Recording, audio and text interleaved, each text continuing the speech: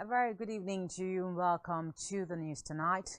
In our first bulletin, President Muhammadu Buhari has commissioned Onitsha, Anambra State and other regions in the southeast was named after Buhari. Buhari, who performed the opening via Operation to Fight Poverty. In a related development, the Special Assistant to the President on Digital Communication, Bashir Ahmed, confirmed the development in a tweet as President Buhari commissioned the bridge today. The Special Assistant to the President on Digital New Media, Tolu Ogunlesi, also made the confirmation in a tweet saying the governors of the Southeast have agreed that the second Niger Bridge shall be named the Muhammadu Buhari Second Niger Bridge. Meanwhile, the indigenous people of Biafra protested against the move to name the bridge after Buhari. Meanwhile, President Muhammadu Buhari has commissioned the newly built Nigeria Customs Service corporate headquarters in Abuja and petrochemicals established by the president of Dangote Group, Aliko Dangote, in Ibejuli, said the new smart corporate headquarters cost the NCS 19.6 billion naira. He also said the building had a 12-floor tower with 5 floors on both wings of the tower and bridges linking the 2 wings. Adeni Yiwu is also the chairman of the building committee, said the construction of the building commenced in 2007 following the need to build a befitting edifice for the service and the need for more space in view of the capacity of the service also informed the construction of the building. In the meantime, President naming a federal government building after him. The Nigerian leader today virtually commissioned 3 bridges, 3 secretariats and 1 road project undertaken by his administration. The federal government built secretariats in Anambra, Bayelsa and Zamfara states to cost expenditure on rent for office spaces. Buhari said the structures would reduce the cost of governance by bringing federal civil servants under one roof for efficient service delivery. The new buildings are Dr. Goodluck Ebele Jonathan Federal Secretariat in Yenegua, Ebele Okeke Federal Secretariat in Oka, and Malam Yahaya Gusau Federal Secretariat in Gusau. The president said making infrastructure and make poverty alleviation easier. And elsewhere now, President Muhammadu Buhari has approved the appointment of about 33 new directors in agencies under the Ministry of Aviation and Aerospace. In a statement today by the head of Press and Public Affairs, it outlined in the acts and help address appropriate placements and federal character requirements. The statement highlighted some of the modifications as the creation of new directorates in some of the agencies, prominent amongst which are the Public Affairs and Consumer Protection, Corporate Services and Aviation Security Directorate. Moving on now, President Muhammadu Buhari has said that the intensive fleet recapitalization drive his administration embarked on was a key driver in the quest for national prosperity. Buhari made the disclosure at the end of the 2023 Presidential Fleet Review (PFR) held in his honor by the Nigerian Navy to mark the end of his administration.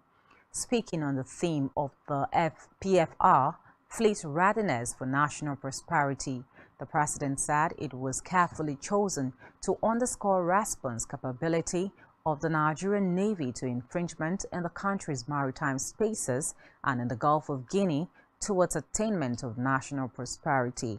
He commended the Nigerian Navy for putting the warships and helicopters into effective use, as evident in successes recorded in the fight against resource theft, counter-drug operations and piracy.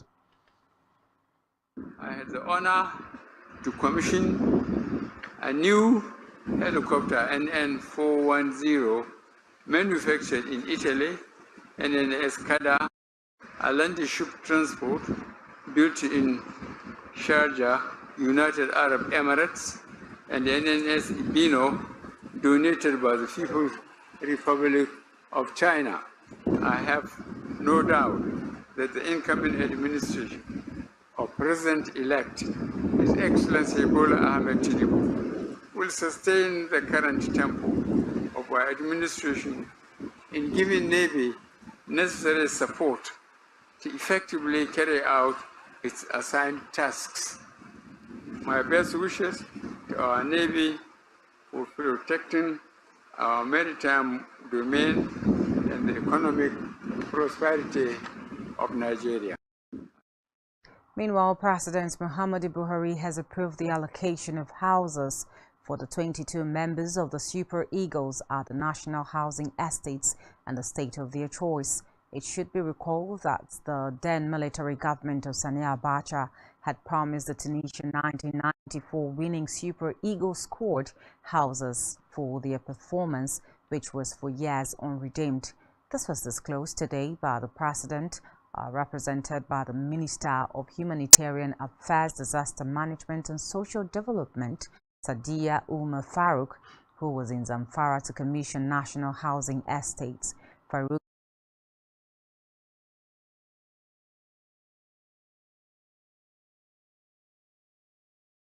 fulfillment of the change which his administration had promised to Nigerians. On judicial matters now, the Presidential Election Petition Court has given the pre-hearing report on the petition and has also presented the trial schedule. The chairman of the five-man panel of the court, Justice Haruna Samani, said the pre-hearing report, which includes the declaration of the court's decision to consolidate all the petition, will be heard as one on May 30, 2023. Furthermore, he said after the adoption of written addresses on August 5, the court will thereafter prepare for judgment. Meanwhile, the court has given the Labour Party presidential candidate Peter Obi 3 weeks to prove his case against the outcome of the presidential election, but adoption of witness statements will be required. In a related development now, the Enugu State Governorship Election Petition Tribunal today dismissed an application seeking to stop the inauguration of the governor-elect Peter Mbah on May 29, 2023. The Enugu governorship candidate of the African Democratic Party, Nnamdi Umeje, and his party rejected the result of the March 18 governorship election, where the Independent National Electoral Commission declared the candidate of the People's Democratic Party, Peter Mbah, the winner. Umeje and his party alleged that the election was characterized by intimidation, overvoting and non-compliance to Electoral Act 2022 and INEC election guidelines. Consequently, he filed a petition against the election before the tribunal sitting at the Enugu State High Court complex. Among the relief sought before the tribunal was to stop the forthcoming inauguration and/or swearing in of Peter Mbah as the incoming executive governor of Anambra State. And moving away from that, the federal government has commissioned enforcement and security facilities for the nation's maritime industry, including 5 new patrol and security boats. The Minister of Transportation, Muazu Sambo, who commissioned the project in Lagos State, said the project was part of the government's commitment to good governance and institutionalized policies for improved maritime safety and security. Appreciating the minister, the Director General of the Nigerian Maritime Administration and Safety Agency, NIMASA, Bashir Jamo, stated that the expansion of its security access would intensify the internal security on the waterways, taking into cognizance the recent cases of oil theft. In a separate development now, the Minister of State for Labour, Employment and Productivity, Festus Keyamo, has said that President Buhari will not approve the newly proposed 65-year retirement age for Nigerian workers. The minister gave the reason in an interview with newsmen in Abuja. Keyamo said that an increase in service years will be the call of the next administration. Recall that the Nigerian Labour Congress, through its national president Joe Ajaro, asked for a fresh retirement age for civil servants in the country during the 2023 Workers' Day celebration in Abuja. We move now to legislative matters, where House of Representatives today passed into law the Independent Candidacy Bill for Nigerian elections. The bill was part of the Constitution Alteration Bill number 58. Similarly, the House also passed seeking to include the presiding officers of the National Assembly as members of the National Security Council (NSC). Essentially, this particular bill will alter the third schedule of the Principal Acts to insert paragraph BB and BA in the Constitution of the Federal Republic of Nigeria 1999 Fifth Alteration Bill number 46 to admit the President of the Senate and Speaker of the House of Representatives. In passing the bill, the House directed the clerk to the National Assembly to transmit the bills to President Muhammadu Buhari for his assent. And still in the Green Chambers, House of Representatives has expressed worry over the instant total collapse of power supply nationwide. To this end, the House urged the federal government through the Ministry of Power Transmission Company of Nigeria to find a lasting solution to the issue of power distribution and supply across the country. The resolution came on the heels of a motion on the matters of urgent of public importance by Onyema Idem, representing Ukanafon Oruganam Federal Constituency of Akwa Ibom State at today's plenary. Presenting the motion, Idem said the House was worried about the frequency and incessant interruption of power supply across the nation in the past weeks, which has been on the increase, thus disrupting businesses and lives of Nigerians who are equally burdened with several tariff increments. Meanwhile, the House of Representatives has asked the tertiary institutions in Nigeria to accept the students affected by the Sudan crisis. The resolution followed a motion of urgent public importance moved by Sada Soli today. It would be recalled that the civil war in Sudan has led to the evacuation of thousands of Nigerian students from the country. While moving the motion, Soli said the crisis led to the disruption of the educational activities of the students. And in a separate development, the United Kingdom has put in place a new law that will see Nigerian students and others studying in the UK from bringing their family as dependents except under specific circumstances. Reports say the new rule is a testament of the UK government's aim to bring immigration into the country that stands at around 1 million down. Under the new rule, the UK will remove the permission for international students to switch out of the student routes and into work routes before their studies have been completed to prevent misuse of the visa system. Home Secretary Suola Braverman, in a written ministerial statement published today, said recent immigration figures had shown an unexpected rise and a number of dependents coming to the UK alongside international students. Meanwhile, there will also be a review of the maintenance requirement for students and dependents and a crackdown on unscrupulous education agents who make use of inappropriate application to sell immigration, not education. The change takes effect in January 2024 to allow students starting courses in the UK time to plan to adapt to the new. Moving away from that, the governor of Oyo State, Seyi Makinde, has terminated the appointments of all political office holders and dissolved the State Executive Council.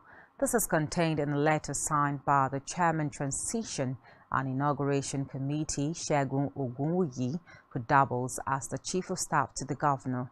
According to the letter issued in Ibadan, Makinde directed all the affected appointees to hand over government properties in their custody to the most senior civil servants in their respective ministries, departments, and agencies.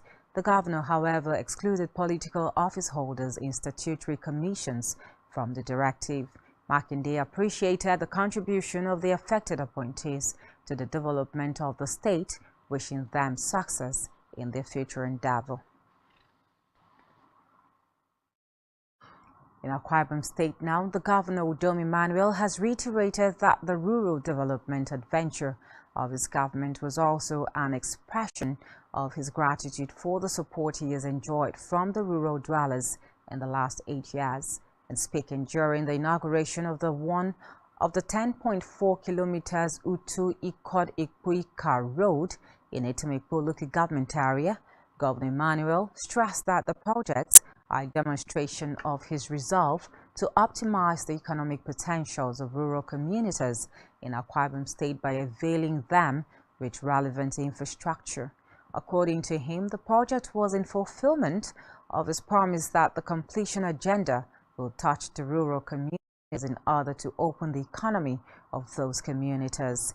Meanwhile, to complement the expected resurgence of economic activities, the General Hospital in Etimekpo, remodeled by the governor to meet the 21st century healthcare delivery need, was also inaugurated with an electricity substation to be commissioned in few days to ensure reliable power supply in the area. For the hospital remodeling being the 20th in the series of such interventions, Governor Emmanuel described the venture as a demonstration of his passion for the medical subsector. If you have emergency, you will get marks another day to demonstrate our passion, our commitment, our love for this particular subsector, the medical. Our vision is that if you have medical emergency anywhere in Akwa Ibom State, it should not take you more than 30 minutes to get help in a well-equipped, well-staffed hospital, excluding cottage hospitals, excluding primary healthcare centers. I'm talking about well-equipped medical centers, which we will call secondary healthcare facilities, which is the general hospital. It cannot take you 30 minutes. So that is our vision. When you turn your body right now, if anything happens here now, in the next minute, you must get help. And I just want to believe how far we've gone now in Ukanafun. Ukanafun will let me complete that circle within this region, so that in 30 minutes, if you have emergency, you will get help. We value life. We value our citizens. We value life more than anything. We don't want anything to happen to anybody avoidable. And still to come in the news, federal government begins shut down of unlicensed fuel marketers. Do stay with us.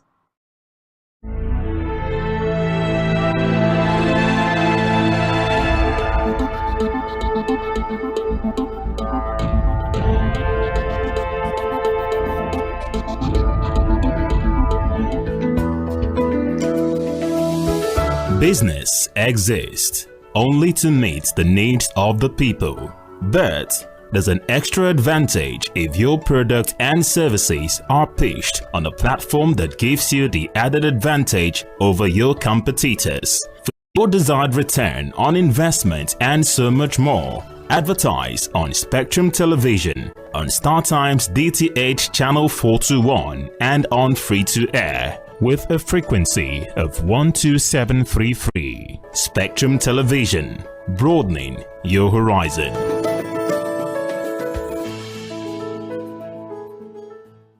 Every society is premised on the quality of relationships forged by its inhabitants. The health of these relationships determines how well people, relationships, organizations thrive and how long they stick together. Join Uyai Anyekan on Connect every Wednesday from 6 p.m. to 6:30 p.m. and on Sunday 2:30 to 3 p.m. on Channel 421 on StarTimes to catch all the conversations, interviews, real stories, and how to navigate relationships and family life in the 21st century. Real people, real faces, real stories. Connect live on Spectrum Television. Nigerian police, which which is the only one allowed by grossly abused. Our governors have to share police powers with the president as stipulated by the Constitution. We do not have a federal government police force. We have the Nigeria Police Force, which shall be administered, organized, and supervised by the Nigerian police force. No, my lord, I want to say something. I want to say something here. Perhaps it might also enlarge the scope of people who should be invited here for examination. My lord, if we cannot find those who literally murdered Abiola, who are those people who could be said to be the beneficiaries of the death of Abiola? Rogers has linked you with some of the killings he did. He never did. He linked you with the attempted murder of Hebrew. He did not. My lord, the Matters Council is leading the evidence in our matters. Is this an adversary proceeding? It's not, my lord, but we can't be talking about cases which are in court, my lord. Is this an adversary proceeding? It's not, my lord. These cases are in court, my lord. I'm just reminding your lordship.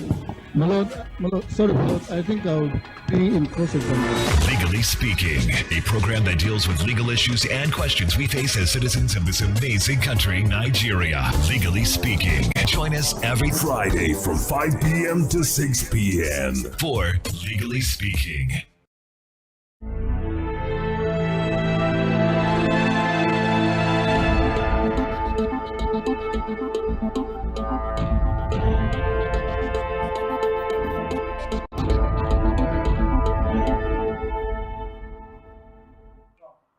Many thanks for still being there. Now to the rest of the stories. Moving now to Africa, where a Ghanaian peacekeeper, Cecilia Ezua, serving in the disputed Sudan-South Sudan border region of Abyei, has won the 2022 UN Military Gender Advocate of the Year award for her efforts in promoting peace for women. Ezau, aged 32, who had served in Abyei since March 2022 as the commander of the Ghana Engagement Platoon, will receive the award from UN Secretary-General Antonio Guterres during a ceremony marking the International Day of UN Peacekeepers on Thursday. Reports say Azoa is the first Ghanaian peacekeeper in the United Nations Interim Security Force in Abyei, UNISFA, to receive the prestigious award. Still in Africa now, electricity has been restored to a hospital in northern Ghana to the joy of a doctor who said 2 babies had died thereafter. A state-owned energy firm disconnected their power earlier this month. Dr. Budase Ahmed from St. Anne's Hospital in Damango told newsmen he was about to go into theater to resume surgical operations put on hold 7 days ago. According to reports, local MP and Lands Minister Samuel Abdullahi Jinapo had paid off part of the hospital's debt to the Northern Electricity Distribution Company, NEDCO. He explained that 2 babies had died and 3 others were in a critical condition because without electricity, medics at St. Anne's have been unable to organize blood transfusion for the new babies. Meanwhile, Kenyan police say they are hunting for the former leader of the outlawed Mungiki gang, Maina Njenga, after seizing 2 firearms and cannabis from a home linked to him in western Nakuru County. According to the Directorate of Criminal Investigations in a statement, the items were recovered following a raid mounted by detectives in Ngomongo village last week. Police say 8 suspected members of the Munkigi sect were arrested during the raid. In the meantime, thousands of people displaced by the conflict in Ethiopia's Tigray region staged protests today, demanding to be able to return home and calling for the withdrawal of invading forces. According to reports, the 2-year war in Africa's second most populous country killed untold numbers of civilians and forced about 2 million from their homes before it ended with a surprise truce in November last year. Although the guns have fallen silent and humanitarian aid has been restored to the stricken Tigray region, numerous challenges remain to cement the peace. And now authorities in the Mozambican capital Maputo have said all beaches in the city will be closed between 1900 and 500 local time in order to combat crime. Increasing acts of violence, including rapes and murder, especially at night and often on beaches, have prompted the measure. The municipal director of tourism, Lionel Matsumain, said that permission would have to be obtained. Anyone could hold activities on the beachfronts during the evening. He added that the Costa do Sol Beach, a popular venue for parties and sporting activities, will have a dedicated police post to ensure that people complied with the order. Meanwhile, Ugandan police have restricted night movements for Christian pilgrims traveling to Namugongo Shrine for next month's Matthias Day celebration, citing safety reasons. Pilgrims from the neighboring countries of Democratic Republic of Congo, Kenya, Tanzania, Rwanda, Burundi, and South Sudan, as well as those from the furthest district in Uganda, have started trekking on foot to Namugongo. Meanwhile, Police Chief Okot Ochola has directed regional commanders to ensure the pilgrims sleep in churches, schools, and community centers. He said no incident of crime has so far been reported and ordered officers to provide security for those making the pilgrimage. And still in Africa now, the trial of Senegal's opposition leader Ousmane Sonko on charges of rape has resumed, but he failed to appear in court for a second time. Security forces patrolled the streets of the capital, Dakar, fearing troubles from his supporters. Sonko is very popular among young people.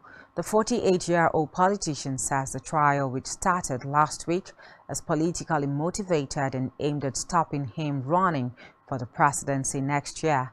He denies sexually assaulting a woman who worked in a massage parlor, as well as making death threats against her. On the foreign scene now, the EU has imposed restrictions on Russians traveling to Europe following the invasion of Ukraine, with some countries, notably Estonia, Latvia, Lithuania, Finland, Poland, and the Czech Republic, imposing an outright ban. The constraints have opened up new markets across the world for Russia's billion-dollar tourism industry. Meanwhile, known for its combination of tropical beaches, lush ripe paddies, and volcanic mountains, Bali is a renowned tourist haven that attracts visitors from all around the world. But last year, the Indian Ocean island began to see an increase in a certain kind of traveler. Reports say some 58,000 Russians had traveled to Bali by the end of the year. According to the Indonesian government, data in January 2023 alone, visitors numbers from Russia jumped to 22,500, making Russia the second largest visitor group after Australians. And still on the foreign scene now, residents in Russia's Belgorod region who have fled their homes due to fighting there have been urged not to return yet. Russian officials say an armed sabotage group crossed from Ukraine and attacked the Gravolsky district by the border. However, it has now defeated those responsible. The Defense Ministry later published in a statement on Telegram stating that nationalist formation had been blocked and defeated by Russian forces and that more than 70 Ukrainian terrorists have been killed and that the remainder were reportedly driven back to Ukraine. Meanwhile, United States Air Force Secretary Frank Kendall has said it will take several months to get F-16 fighter jets to Ukraine. Kendall said the capability to operate the F-16S and a number of details have to be worked out before Ukraine's Air Force will be able to fly Western jets to large numbers, noting that his administration has provided few details of the plan to equip the Ukrainian Air Force with the U.S.-made jets and other fourth-generation aircraft. Recall that on May 19, United States President Joe Biden had announced his country would embark on a joint training effort alongside allies and partners in Europe in support of Ukraine. In the meantime, France today formally banned domestic flights on short routes that can be covered by train in less than 2.5 hours, a move aimed at reducing airline emissions that has also irked the industry. Although the measure was included in a 2021 climate law and already applied in practice, some airlines had asked the European Commission to investigate whether it was legal. Reports say the change will mostly rule out air trips between Paris and regional hubs such as Nantes, Lyon and Bordeaux, with connecting flights unaffected. Meanwhile, critics have noted that the cutoff point for comparable train journeys are shy of the roughly 3 hours it takes to travel from Paris to Mediterranean port city Marseille by high-speed rail. The law does specify that train services on the same route must be frequent, timely, and well connected enough to meet the needs of passengers who would otherwise travel by air and able to absorb the increase in passengers' numbers.